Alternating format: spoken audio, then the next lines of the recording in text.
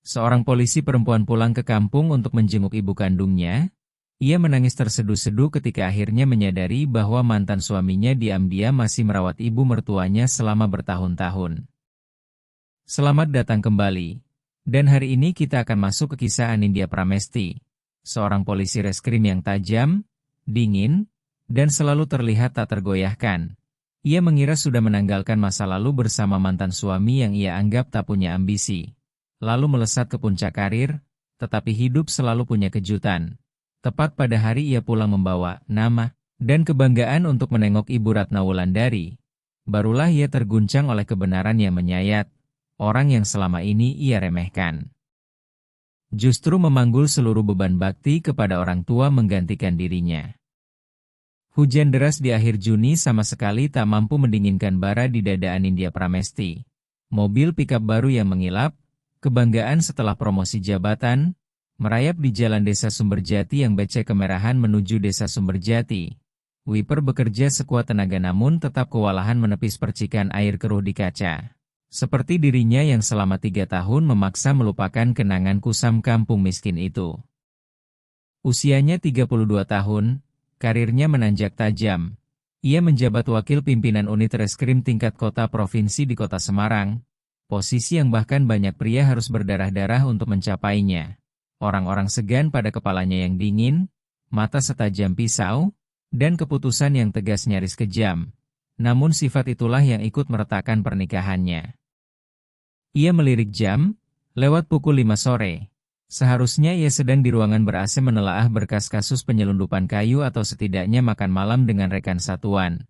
Tetapi telepon seorang tetangga pagi tadi menyeretnya pulang. Anindya Pramesti, ibumu belakangan lemah sekali. Beberapa kali jatuh, tak kelihatan anak-anaknya, pulanglah lihat keadaannya. Nada yang lantang dan menyelipkan teguran membuat wajahnya panas, toh ia selalu mengirim uang bulanan, Rp2.500.000 sampai Rp3.500.000. Di kampung untuk apa sebanyak itu? Pikirnya, mungkin ibunya terlalu hemat atau malah memberikannya pada kerabat yang tak tahu diri. Dengan rahang mengeras, jarinya mengetuk setir mengikuti musik instrumental di radio, memaksa diri tetap tenang. Kampung itu memang berubah. Rumah bertingkat bermunculan rapat, namun hawa muramnya terasa sama. Orang bilang pulang kampung itu romantis, memelihara ikan dan menanam sayur, tapi bagi Anindya Pramesti itu berarti nyamuk, lumpur, dan omongan para ibu-ibu yang suka bergunjing. Mobil berhenti di depan gerbang besi berkarat yang catnya mengelupas, menampakkan warna coklat kusam. Itulah rumah Ibu Ratna Wulandari, dan sudah 3 tahun Anindya Pramesti tak menjejakkan kaki ke sini. Padahal dari kota hanya sekitar 2 jam berkendara. Namun pekerjaan menelannya, dan setiap kali mengingat rumah, bayangan Budi Santoso, mantan suami yang ia tinggalkan 3 tahun lalu, kembali menusuk. Rumah ini dulu menjadi tempat mereka hidup dan bertengkar tanpa ujung karena kepasrahan pria itu. Kini kemana Budi Santoso pergi? Berbuat apa? Ia mengaku tak peduli. Paling jadi satpam atau ojek di sudut entah di mana. Ia mematikan mesin, menarik napas panjang, turun, dan bau tanah lembab menyergap tajam. Sepatu hak tinggi bermerek langsung dicium lumpur hingga menempel tak mau lepas. Dengan wajah mengernyit ia menapak ke halaman. Lantai bata merah yang dulu dipasang ayahnya kini berlumut hijau licin. Pot-pot tanaman hias yang dulu dirawat seperti emas sekarang ditelan gulma. Rantingnya kurus merangga seperti tangan meminta tolong di tengah hujan. "Ibu, ini saya," panggil Anindya Pramesti. Suaranya tenggelam di bunyi hujan yang memukul atap seng, dan tak ada jawaban. Rumah sederhana itu sunyi seperti kuburan terlantar. Pintu depan dibiarkan setengah tertutup, hembusan angin membuat daun pintu beradu pelan dan mengeluarkan bunyi berdecit yang merindingkan. Anindya Pramesti mendorong pintu lalu masuk. Di dalam gelap gulita, bau lembab berjamur bercampur aroma ramuan herbal dan bau khas orang tua, membentuk udara pekat yang menyesakkan. Ia menekan saklar. Lampu neon berkedip 2-3 kali sebelum menyala penuh, memancarkan cahaya kekuningan yang lemah. Pemandangan di depan mata membuatnya terpaku, barang-barang berserakan, berantakan tanpa alasan yang masuk akal. Di meja ruang tamu, beberapa mangkuk nasi belum dicuci sudah kering, lalat berdengung, di lantai, obat-obatan modern yang sudah dibuka tercecer, bungkusnya menggelinding ke sana kemari. Ibu, ibu di mana? Suara Anindya Pramesti meninggi saat ia melangkah cepat ke kamar. Di ranjang kayu tua, Ibu Ratna Wulandari meringkuk dalam selimut tipis, tubuhnya menggigil hebat. Mendengar panggilan itu, ia memaksa membuka mata yang sayu keruh menatap putrinya. Anindya Pramesti ya, nak, bisiknya lemah seperti angin yang menyusup lewat celah. Anindya Pramesti tertegun. Baru 3 tahun tak bertemu. Mengapa ibunya menjadi separah ini? Tubuhnya menyusut, tulang pipi menonjol, rongga mata cekung, kulitnya keriput kusam seperti kulit kayu kering. Rambut yang dulu hitam kini memutih lebih dari separuh dan tampak rapuh. Anindya Pramesti menerjang ke sisi ranjang, menggenggam tangan ibunya. Tangan itu dingin, kasar, kering seperti ranting. Ibu, kenapa jadi begini? Kenapa sakit tidak menelepon saya? Saya kirim uang tiap bulan, ibu tidak beli obat? Atau ibu berikan lagi pada orang lain? Naluri profesinya muncul lagi. Alih-alih menenangkan, ia menginterogasi dengan curiga. Di kepalanya berputar banyak skenario. Ditipu, kemalingan, atau menyembunyikan sakit karena takut biaya. Ibu Ratna Wulandari batu keras, panjang seolah hendak merobek dada. Ia menggeleng lemah. Ibu tidak apa-apa, cuma penyakit orang tua. Kamu pulang saja sudah bagus, lalu batuk lagi. Anindya Pramesti menatap sekeliling. Kekacauan membuatnya sebal. Baju menggantung di sandaran kursi. Baskom cuci muka di kaki ranjang berisi air keruh. Jelas ibunya tak sanggup merawat diri. Namun anehnya, di antara kekusutan itu ia menangkap jejak tangan yang mencoba merawat, meski canggung. Di meja samping ranjang ada semangkuk bubur yang sudah dingin namun masih penuh. Di sebelahnya segelas jus jeruk yang baru diminum setengah. Siapa yang menyiapkan semua ini? Tetangga? Atau seseorang dari ujung gang yang mendadak baik hati? Atau mungkin Pak Slamet Hadi? Ibu Ratna Wulandari terlihat gugup, menghindari tatapan tajam putrinya. Ya, tetangga kalau malam-malam saling menolong, jangan khawatir. Anindya Pramesti menghela napas, melepas jaket seragam polisi dan menggantungkannya di kursi. Ia menggulung lengan ke meja putih dan mulai merapikan barang-barang yang mengganggu sambil mengomel. Bahwa ia sudah menyuruh ibunya pindah ke kota tinggal bersamanya. Menyewa asisten rumah tangga supaya nyaman. Namun ibunya bersikeras tinggal menjaga rumah dan tradisi keluarga. Sekarang lihatlah, rumah ini seperti kandang babi. Padahal ia tak pernah telat mengirim uang. Mengapa ibunya tetap hidup? Sengsara. Ibu Ratna Wulandari hanya diam. Air mata merembes dari sudut mata yang berkeriput, mengalir ke bantal. Ia tak berani membantah. Putrinya kini pejabat, kata-katanya keras seperti besi, dan ia takut jika bicara justru membuat putrinya meledak. Setelah merapikan sebentar, perut Anindya Pramesti keroncongan. Ia turun ke dapur hendak mencari makan atau memasak mie instan. Dapur desa itu masih memakai kompor gas tua yang menghitam oleh jelaga. Tetapi saat ia menuruni 3 anak tangga menuju dapur, ia mendadak berhenti. Pintu belakang dapur terbuka lebar, angin menerobos dingin.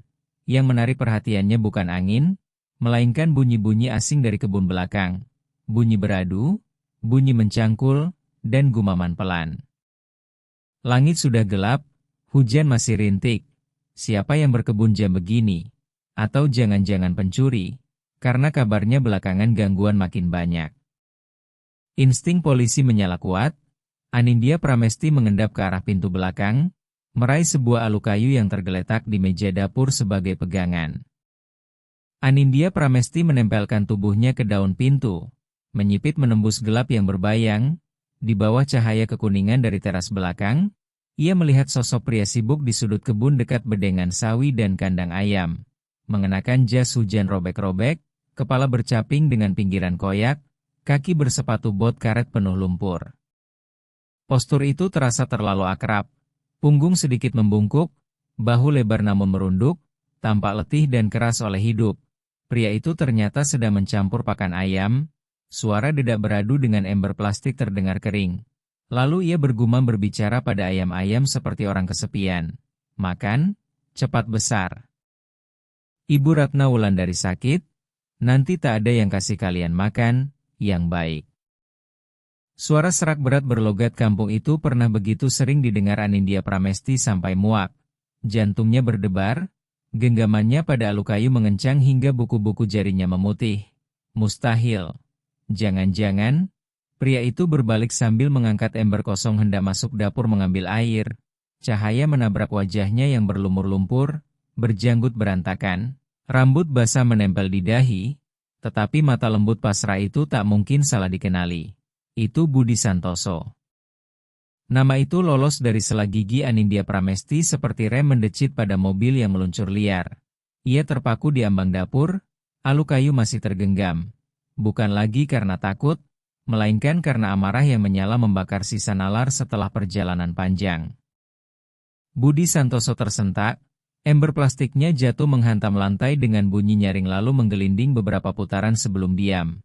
Ia menengadah, mata menyipit karena lampu, lalu membesar kaget melihat perempuan berwibawa berdiri menghalangi jalan. Anindya Pramesti, kamu pulang sejak kapan? Katanya gagap, suara parau seperti batu digesek. Ia buru-buru menyeka keringat, tetapi telapak yang kotor justru meninggalkan noda hitam di wajahnya yang cekung, membuatnya tampak seperti pengemis. Baru keluar dari tumpukan sampah. Anindya Pramesti menatap mantan suaminya. Sorot matanya menyapu dari kepala sampai kaki seperti pemindai mencari barang bukti. Jas hujan sobek, celana lapuk, sepatu bot penuh kotoran ayam dan lumpur. Lalu, bau itu, campuran keringat asam, dedak, dan lembab hujan menampar hidungnya sampai mual. Inikah pria yang dulu ia sebut suami? Pria yang ia tinggalkan 3 tahun lalu karena tak tahan pada sikap lamban dan pasrah. Ternyata ia merasa benar. Meninggalkan pria itu adalah keputusan paling tepat. Sebab 3 tahun berlalu, sementara ia berubah menjadi polisi reskrim yang berkuasa, naik mobil, memakai barang bermerek, pria itu masih saja berputar di kubangan becek ini. Bahkan lebih menyedihkan daripada dulu. Siapa yang mengizinkan kamu masuk rumah saya? Desis Anindya Pramesti tajam seperti silet. Kita sudah bercerai 3 tahun, keputusan pengadilan sudah jelas. Jalan kita masing-masing, kamu datang ke sini untuk apa? Mencuri? Budi Santoso kelabakan, kedua tangan menggosok-gosok seolah ingin membersihkan lumpur yang tak mungkin hilang. Kepalanya tertunduk dengan sikap ciut yang makin membuat Anindya Pramesti muak. Bukan begitu. Anindya Pramesti, saya lihat Ibu Ratna Wulandari sakit, sendirian di rumah, jadi saya datang bantu kerja-kerja kecil saja. Jangan panggil Ibu Ratna Wulandari, Ibu. Bentak Anindya Pramesti. Suaranya menggema menelan bunyi hujan. Kamu tidak berhak. Ibu saya punya anak perempuan, punya uang, tidak butuh orang luar. Apalagi mantan suami tak berguna seperti kamu. Atau kamu lihat ibu saya sudah tua dan mulai pikun, lalu mau menguras apa? Kata-kata itu kejam menghantam harga diri siapapun. Namun Budi Santoso tetap berdiri, dia menanggung semuanya tanpa membantah. Budi Santoso tidak membantah dan bahkan tidak sekalipun menatap wajah Anindya Pramesti. Kepasrahan yang dulu pernah ia anggap sebagai kelembutan, kini di mata perempuan yang merasa telah berhasil justru tampak seperti kelemahan yang memuakkan. Kalian tahu, orang sering berkata ketika sudah kaya orang bisa ganti teman dan ganti pasangan. Dan bagi sebagian perempuan yang sudah naik derajat, cara mereka memandang lelaki lama berubah total, bukan lagi ikatan suami istri, melainkan rasa jijik bercampur malu. Malu karena pernah berdampingan dengan sosok yang dianggap gagal. Anindya Pramesti merasakan itu sepenuhnya. Kehadiran Budi Santoso di rumah ini serasa noda di jubah prestisi yang ia kenakan. Ia melangkah maju, aroma parfum mahalnya menyembur tajam berlawanan dengan bau lembab dedak dan keringat dari pria itu. Lalu ia menunjuk pintu. Pergi dari sini. Suaranya dingin mengiris, keluar dari rumah saya sekarang juga. Saya tidak mau melihat wajahmu 1 detik pun. Jangan sampai saya panggil polsek untuk menyeretmu karena menerobos rumah orang. Budi Santoso menciut, sempat melirik ke arah ruang dalam tempat Ibu Ratna Wulandari terbaring dengan sorot cemas ragu. Tapi, Anindya Pramesti, Ibu Ratna Wulandari belum makan apa-apa, bubur di atas kompor. Saya bisa urus sendiri. Tidak perlu tanganmu, potong Anindya Pramesti penuh hina. Kamu kira saya anak durhaka yang membiarkan ibu saya kelaparan? Atau kamu pikir buburmu itu makanan mewah sampai ibu saya tak bisa hidup tanpanya? Lihat dirimu, kotor dan bau. Kalau kamu sentuh makanan, kalau menularkan penyakit ke ibu saya bagaimana? Budi Santoso mengatupkan bibir, bahu kurusnya bergetar. Entah karena dingin, entah karena luka dari kata-kata mantan istrinya, ia membungkuk memungut ember plastik, lalu berbalik pergi pelan melalui pintu belakang. Punggungnya lenyap seorang diri ke dalam hujan hitam. Tetapi Anindya Pramesti belum puas. Amarah yang dipendam 3 tahun bercampur lelah perjalanan membuatnya ingin menumpahkan semuanya pada pria itu. Ia menyusul ke ambang, berdiri di bawah atap kecil dan berteriak mengejar bayangan yang terseret hujan. Melarangnya datang lagi. Mengancam akan bertindak jika melihatnya mondar-mandir di sekitar rumah. Menuduhnya licik seperti orang miskin yang mencari celah pada orang tua yang lemah. Lalu melontarkan hinaan paling menusuk tentang lelaki yang menumpang hidup pada perempuan bahkan setelah bercerai. Guntur menggelegar di langit seperti palu yang memaku sumpah serapahnya. Budi Santoso berhenti sesaat namun tidak menoleh. Ia merendahkan caping robek menutupi wajah lalu menerobos kubangan lumpur hingga menghilang di balik rumpun bambu. Anindya Pramesti berdiri terengah. Dadanya naik turun, kedua tangannya masih gemetar. Ada rasa puas, namun juga ada sesuatu yang menyangkut di tenggorokan. Ia kembali ke dapur, membanting pintu dan mengunci rapat seolah menghalau segala yang ia anggap kotor dari luar memasuki dunianya. Dapur kembali sunyi, hanya terdengar desis api kecil di bawah panci bubur yang tadi disebut Budi Santoso. Anindya Pramesti melirik panci aluminium menghitam di atas kompor gas. Aroma bubur ayam mengepul hangat, wangi yang begitu akrab sampai membuat dada terasa nyeri. Ia mendekat, membuka tutupnya, bubur sudah lembut, beras mekar, suiran ayam putih mengapung di antara irisan daun bawang hijau, jelas dimasak teliti dengan cara yang cocok untuk orang tua. Ia mengernyit, jadi sejak tadi pria itu berada di sini memasak. Ia mendengus sinis, mengingat masa lalu ketika mereka masih serumah, Budi Santoso sering berebut urusan belanja dan masak agar ia bisa mengejar karir. Dulu itu terasa nyaman. Lalu perlahan ia muak karena menurutnya lelaki itu hanya berkutat di dapur. Ditanya soal promosi hanya tersenyum kikuk. Ditanya soal cari uang besar hanya bilang yang penting cukup makan. Pola pikir itu yang mematikan cintanya. Ia mematikan kompor, menyendok semangkuk bubur lalu membawanya ke dalam untuk Ibu Ratna Wulandari. Bagaimanapun sudah dimasak, membuangnya sia-sia, dan ibunya memang sedang lapar. Saat kembali ke kamar, Ibu Ratna Wulandari masih berbaring. Matanya menghadap jendela tempat hujan terus menghantam daun pisang di luar. Melihat Anindya Pramesti membawa semangkuk bubur masuk, Ibu Ratna Wulandari menoleh dengan secercah harap, tetapi ketika sadar yang datang hanya putrinya seorang, tatapannya langsung meredup sedih. Budi Santoso, dia sudah pulang, nak? Tanya pelan. Anindya Pramesti meletakkan mangkuk di meja samping ranjang dengan suara sedingin es. Saya sudah mengusirnya. Bu, kenapa ibu biarkan orang asing masuk rumah seenaknya? Kalau dia mencuri sesuatu bagaimana? Di rumah ini tidak ada laki-laki lagi, ibu juga sedang sakit begini. Ibu Ratna Wulandari menghela napas panjang dengan suara bergetar. Dia bukan orang asing, nak, itu Budi Santoso. Dia baik sekali. Baik apanya? Anindya Pramesti membentak sambil membantu ibunya duduk dan terus mengomel. Dia itu mantan suami saya. Sudah bukan siapa-siapa. Ibu jangan polos. Zaman sekarang orang tulus itu sedikit, yang licik banyak. Dia datang pasti mau minta-minta, mau pinjam uang. Ibu tutup pintu untuk dia. Ibu Ratna Wulandari menatap putrinya, ingin berkata sesuatu tapi urung. Mulutnya sempat terbuka hendak membela Budi Santoso. Namun melihat wajah Anindya Pramesti yang penuh amarah, ia tahu percuma. Ia hanya diam, menerima suapan bubur dari putrinya. Buburnya gurih manis, persis rasa tangan Budi Santoso. Tetapi entah kenapa setiap suap terasa pahit di tenggorokan. Sambil menyuapi, Anindya Pramesti kembali menyapu pandang ke sekeliling kamar, dan kini ia memperhatikan lebih teliti. Meski berantakan, ada hal-hal yang aneh, termos air panas selalu penuh, obat-obatan sudah dibagi per dosis dalam kotak di atas baki plastik bertuliskan hari dan tanggal dengan tulisan jelek yang miring-miring.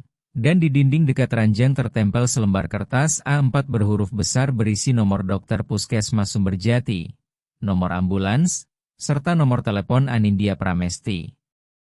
Sendiri, tulisan itu buruk, seperti dicakar ayam, namun ditebalkan dan ditata dengan susah payah. Anindya Pramesti langsung mengenalinya. Tulisan Budi Santoso. Pendidikannya tak tinggi. Dulu ia sering meminta Anindya Pramesti menuliskan surat-surat untuknya. Pasti akal-akalan untuk mengambil hati, pikirnya sinis, mengejek dalam hati bahwa trik pelan-pelan meresap untuk menguasai psikologi orang tua itu kuno sekali. Dan sebagai polisi reskrim ia merasa paham semua permainan mental, apalagi tipu muslihat remeh dari mantan suami kampung. Ia berkata dingin, "Kalau ibu sudah selesai makan, istirahat saja. Besok saya sewa orang untuk bereskan rumah lalu bawa ibu periksa menyeluruh ke kota Semarang. Di Puskesmas Sumberjati ini mana bisa memeriksa dengan benar." Ibu Ratna Wulandari baru makan setengah mangkuk, lalu menggeleng dan mendorongnya. Ia lelah bukan hanya karena tubuh renta sakit, melainkan juga karena beban di hati. Ia memandang Anindya Pramesti, putri cantik dan cerdas yang dulu ia banggakan, namun kini terasa begitu asing. Putrinya memandang dunia dengan curiga, memandang orang dengan penilaian beku. Ia ingin bercerita, ingin membuka kebenaran tentang hari-hari yang sudah lewat, tetapi batuk kembali menyerang, memutus semua kata di tenggorokan. "Nak, jangan salahkan Budi Santoso. Kasihan dia," bisiknya di sela batuk. "Sudah." Anindya Pramesti bangkit mendadak dan membanting mangkuk ke meja hingga berdentang. "Kenapa ibu membelanya terus? Saya ini anak kandung ibu. 3 tahun saya kerja mati-matian kirim uang untuk ibu, dia melakukan apa? Cuma masak semangkuk bubur, menyapu halaman, langsung jadi orang suci? Ibu tahu tidak di luar sana orang menertawakan saya karena punya mantan suami jadi ojek dan kuli angkut?" Keluh kesah yang lama tertahan meledak. Ia marah karena merasa tak dipahami. Marah karena bayang-bayang Budi Santoso terus mengusiknya, bahkan marah pada dirinya sendiri karena tak bisa memutus masa lalu dengan lebih tegas. Ibu Ratna Wulandari memejamkan mata, 2 garis air mata mengalir melewati pelipis membasahi bantal tua. Ia tak berkata lagi, seolah menerima bahwa beban ini harus ia pikul bersama Budi Santoso, karena kebenaran kadang jauh lebih kejam daripada kebohongan. Melihat ibunya menangis, hati Anindya Pramesti sempat melunak, tetapi harga dirinya menahan ia untuk mengalah.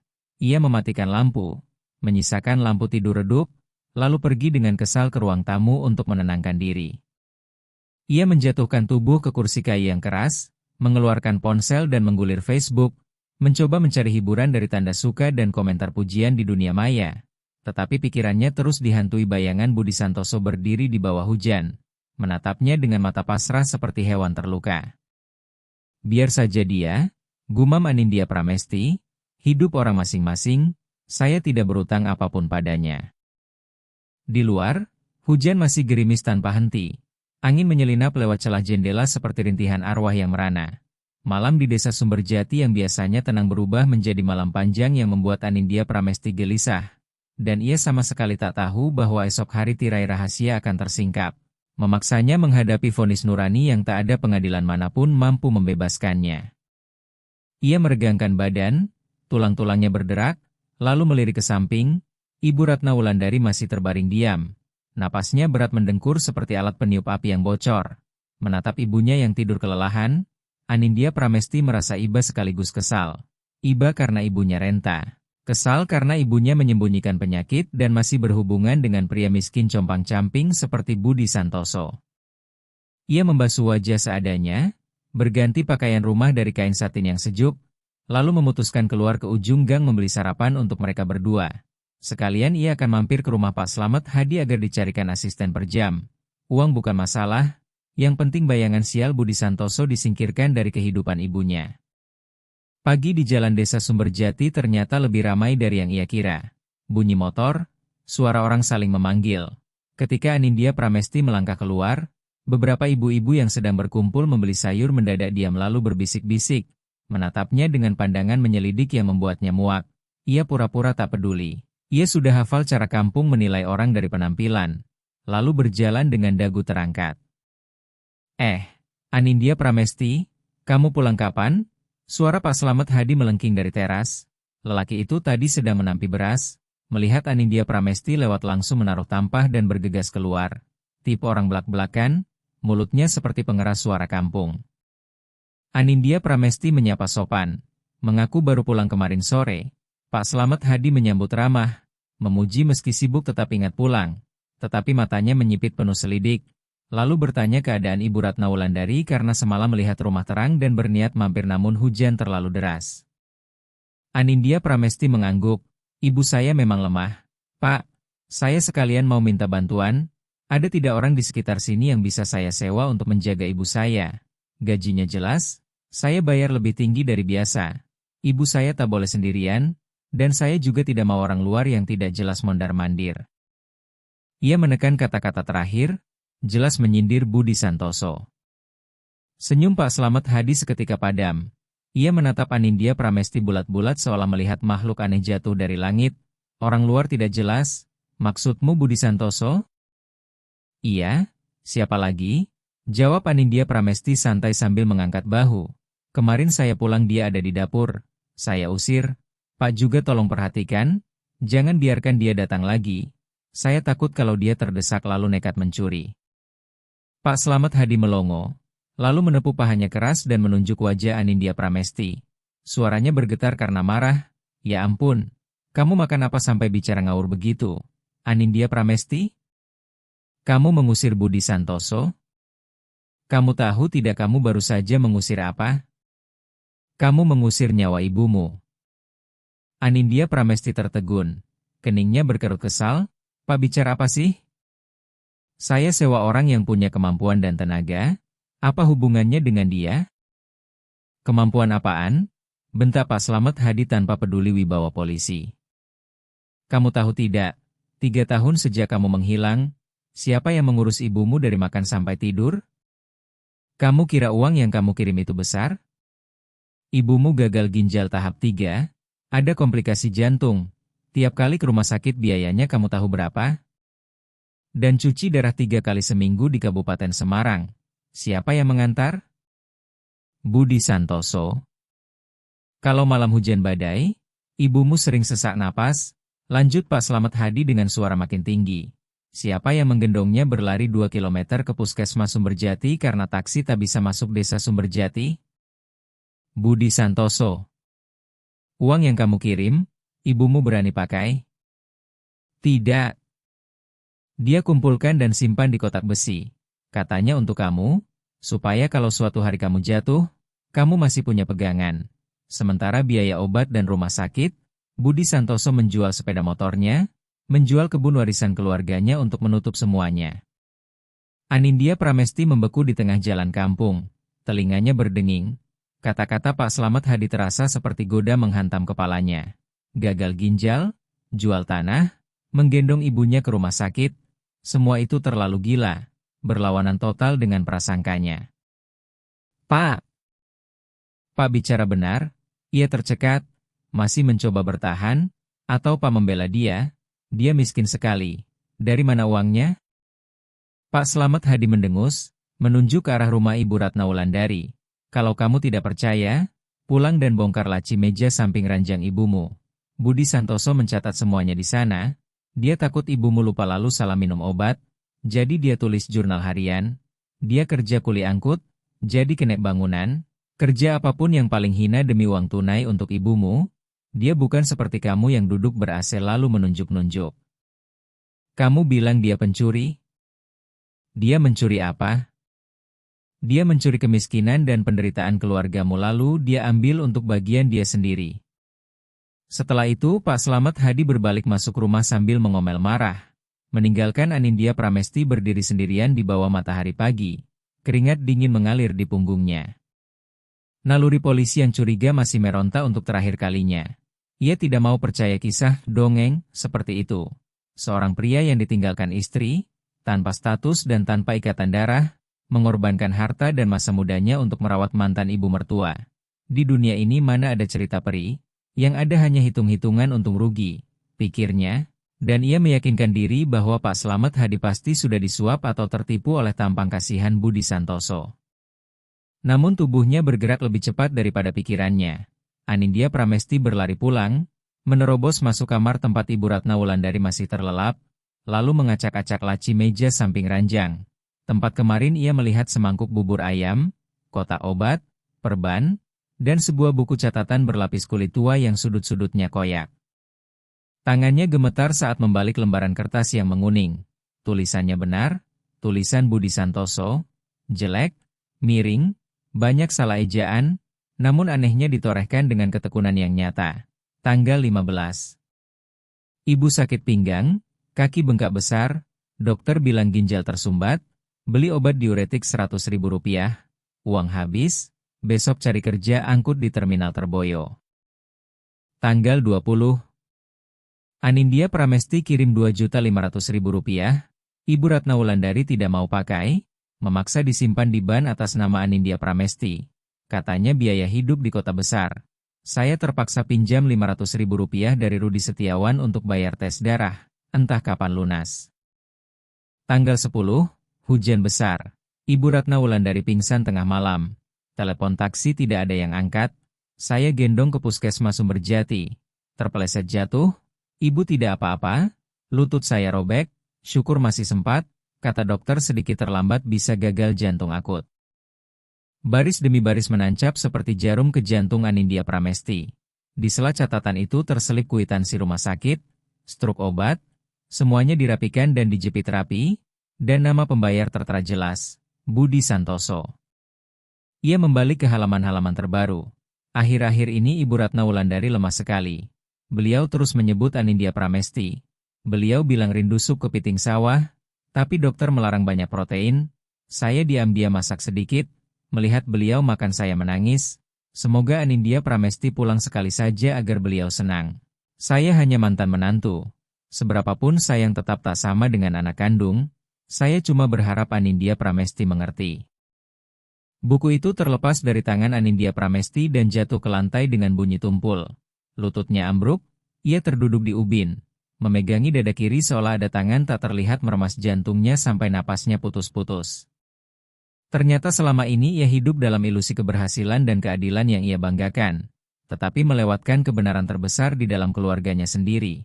Ia mengira dirinya penyokong, tulang punggung, anak yang berbakti, padahal sesungguhnya ia hanya perempuan dingin yang memakai uang untuk membeli rasa tenang palsu.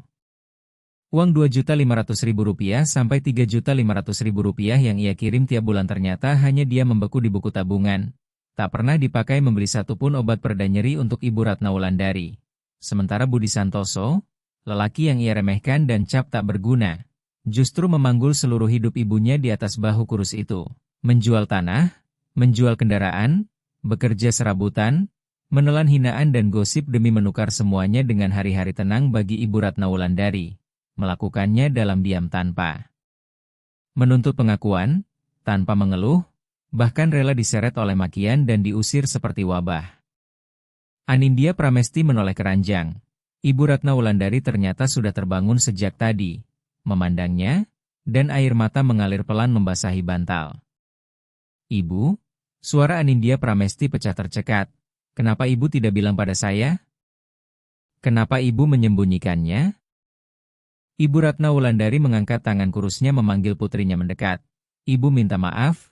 Ibu takut kamu khawatir. Budi Santoso melarang ibu bicara. Dia bilang kamu sedang berjuang. Jangan biarkan urusan rumah menghambat langkahmu. Dia bilang dia sanggup. Sanggup? Jerit Anindya Pramesti dalam sakit yang menyesakan. Dia menjual semuanya, tinggal menumpang, jadi kuli angkut, tapi katanya sanggup? Saya ini manusia macam apa? Saya polisi? Saya mengejar keadilan untuk orang lain, tapi saya memperlakukan penolong ibu saya seperti penjahat. Ia pecah menangis seperti anak kecil yang dihukum tanpa mengerti, menangisi kebodohan dan keegoisannya sendiri. Air mata penyesalan jatuh deras membasahi catatan utang Budi Santoso di buku itu. Tepat saat itu, gerbang besi di halaman kembali berdecit, ada langkah kaki ragu-ragu.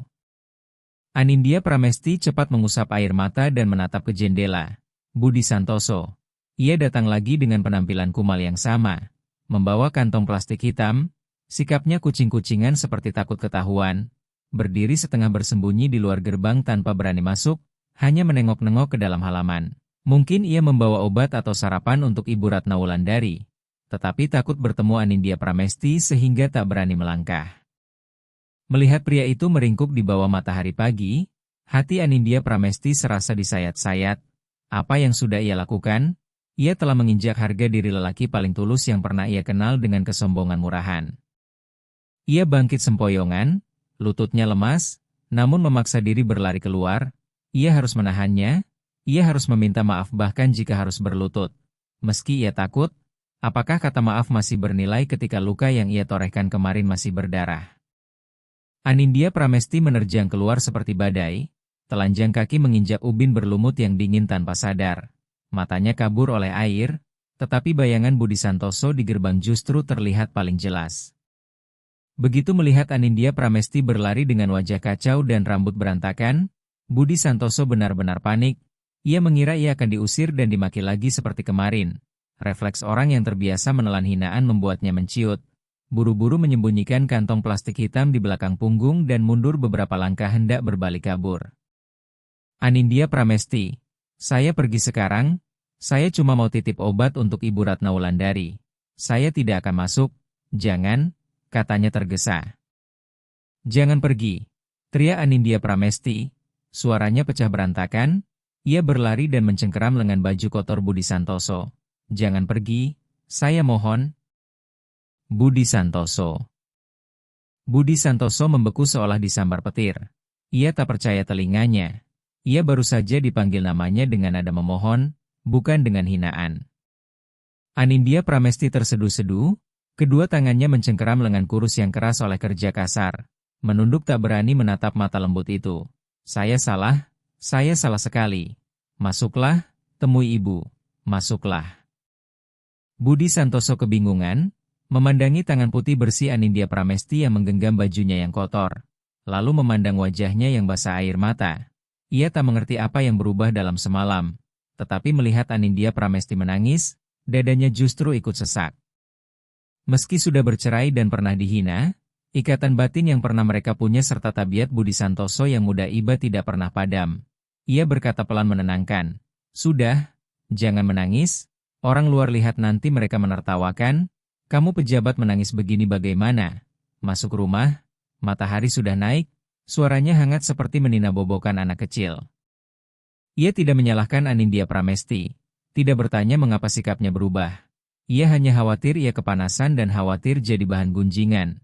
Dan justru kelapangan sederhana itu membuat Anindya Pramesti merasa semakin kecil dan semakin buruk. Mereka masuk, Budi Santoso berjalan duluan, hafal belok ke dapur, mengambil mangkuk besar lalu menuangkan bubur belut panas dari kantong plastik. Ternyata kantong hitam yang ia sembunyikan tadi adalah bubur belut kampung. Ia bangun sejak pukul 3 pagi, memasang jebakan sederhana untuk menangkap belut, membersihkannya sendiri, lalu memasak bubur dan membawanya kemari karena tahu Ibu Ratna Wulandari merindukannya. Anindya Pramesti mengikuti dalam diam, menatap setiap gerak Budi Santoso yang terampil. Ia membawa mangkuk itu ke ruang depan dan dengan lembut membantu Ibu Ratna Wulandari duduk. Begitu melihat Budi Santoso masuk, wajah renta Ibu Ratna Wulandari seketika cerah, matanya berkilau dengan kegembiraan yang kemarin tak pernah terlihat oleh Anindya Pramesti. "Kamu datang?" Suaranya lirih, "Hujan angin begitu, kenapa repot-repot?" Budi Santoso menjawab tenang, "Hujannya sudah reda, Bu. Tadi saya dapat belut yang bagus, saya masakkan bubur kacang hijau seperti yang Ibu suka. Makan hangat biar kuat." Lalu ia meniup setiap sendok, mencicipi panasnya, baru menyuapkan, alami, teliti, dan sabar luar biasa. Setiap kali bubur menempel di bibir Ibu Ratna Wulandari, Ia mengeluarkan sapu tangan tua yang sudah usang dari saku dan menyeka pelan. Ia juga berpesan lembut, obat hari ini dokter ganti yang baru. Nanti setelah minum mungkin agak mengantuk, tapi kalau bisa tidur itu bagus, Bu. Dan Ibu Ratna Wulandari mengangguk. Iya, Ibu tahu, ada kamu Ibu jadi tenang. Anindya Pramesti bersandar di kusen pintu, menyaksikan semuanya dengan jantung yang tercekik. Inilah keluarga, inilah perawatan yang sesungguhnya. Ia menoleh pada dirinya sendiri, pulang menjenguk ibu, tapi yang ia lakukan hanya membentak, merapikan sebentar, lalu menggurui. Ia bahkan tidak pernah tahu Ibu Ratna Wulandari suka bubur belut, tidak pernah tahu obat apa yang diminum, dan tak pernah sabar menyuapi semangkuk penuh tanpa melirik jam. Ia anak kandung, namun jiwanya sudah terlalu jauh hanyut dari rumah ini. Sementara Budi Santoso, orang yang katanya bukan siapa-siapa, justru menancapkan akar pada tanah ini dan pada kasih ibu anak yang suci lewat pengorbanan diam-diamnya. Anindya Pramesti melangkah ke sisi ranjang dan berlutut di dekat ibunya, menggenggam tangan Ibu Ratna Wulandari yang lain dan menempelkan wajahnya di sana sampai air matanya membasahi kulit keriput itu. Ibu, maafkan saya. Saya tidak berbakti, saya kira cukup mengirim uang. Saya kira kalau saya berhasil, Ibu akan bangga. Ternyata saya tidak tahu apa-apa, saya biarkan Ibu menderita sampai Budi Santoso menanggungnya menggantikan saya. Ibu Ratna Wulandari gemetar meletakkan tangan di kepala putrinya, mengelus lembut, kamu bodoh, nak, Ibu mana tidak sayang anaknya, Ibu tidak menyalahkanmu. Hanya saja jangan salahkan Budi Santoso lagi, dia sudah sangat menderita. Anindya Pramesti mengangkat wajah dan menatap Budi Santoso. Pria itu sedang membereskan bungkus-bungkus obat di atas meja sambil sengaja menghindari tatapannya. Budi Santoso, panggil Anindya Pramesti lirih.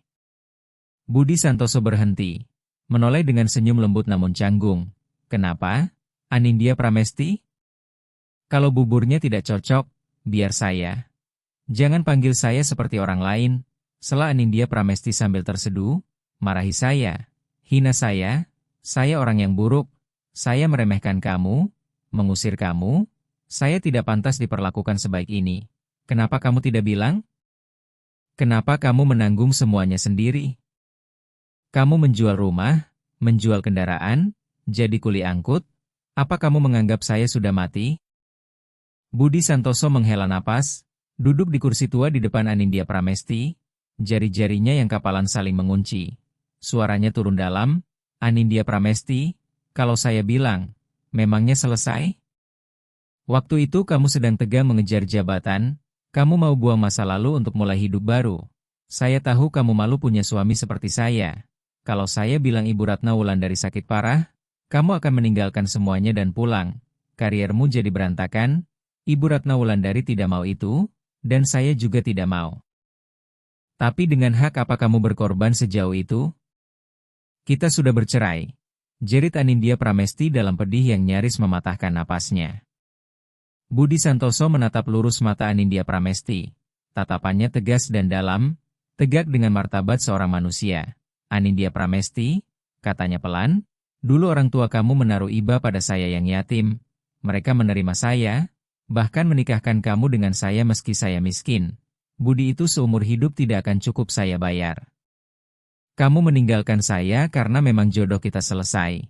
Saya terima. Tapi ibu tetaplah ibu, kalau ibu sakit, saya ikut sakit. Saya tidak punya uang sebanyak kamu, tapi saya punya tenaga dan waktu. Saya merawat Ibu Ratna Wulandari bukan untuk menuntut pengakuan darimu, saya merawat beliau supaya hati saya tenang. Kata-kata Budi Santoso terasa seperti air sejuk menyiram jiwa Anindya Pramesti yang kering, namun sekaligus seperti garam yang menggesek harga dirinya. Ia sadar keberhasilan yang ia kejar selama ini, jika dibandingkan dengan keluhuran hati lelaki sederhana ini, tampak murahan dan hampa. Di luar rumah ia punya kuasa, tapi di rumah ini, di hadapan Ibu Ratna Wulandari dan Budi Santoso, ia hanyalah orang yang kalah telak. Anindya Pramesti merogoh tasnya, mengeluarkan setumpuk uang tebal dan menaruhnya di telapak tangan kasar Budi Santoso. Ambil, saya bayar utang saya, tebus lagi tanahmu, tebus lagi kendaraanmu, jangan jadi kuli angkut lagi, itu terlalu berat. Budi Santoso menatap uang itu, lalu mendorongnya kembali dengan lembut, "Saya tidak perlu.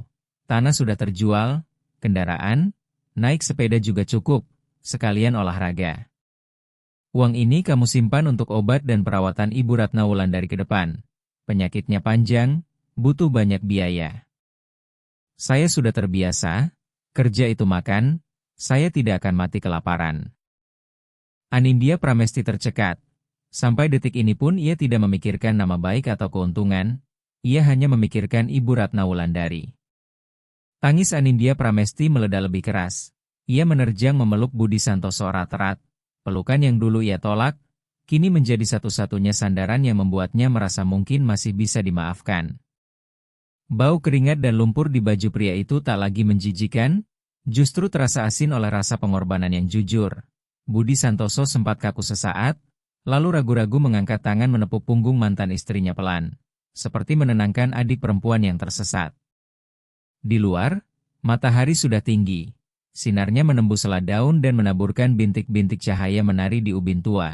Burung pipit berkicau di atap. Di kamar kecil itu ada 3 manusia, 3 nasib, 3 isi hati. Namun kini mereka menyatu dalam satu denyut yang sama, kasih keluarga. Anindya Pramesti tahu ia tidak akan lari lagi, setidaknya tidak dengan cara lama. Ia akan membawa Ibu Ratna Wulandari ke kota, atau ia akan mengajukan pindah tugas lebih dekat, dan ia akan memakai sisa hidupnya untuk menebus kekurangan pada ibunya serta membayar utang budi yang terlalu besar kepada Budi Santoso. Mungkin retak yang lama sulit dipulihkan, mungkin cinta lelaki perempuan tak mudah kembali, tetapi kemanusiaan dan kasih sayang bisa bertahan selamanya. Ia memandang Budi Santoso. Lelaki itu sedang mengupas jeruk untuk Ibu Ratna Wulandari dengan tangan kasar namun cekatan. Di mata Anindya Pramesti, ia bukan lagi pria kampung yang canggung, melainkan sosok raksasa.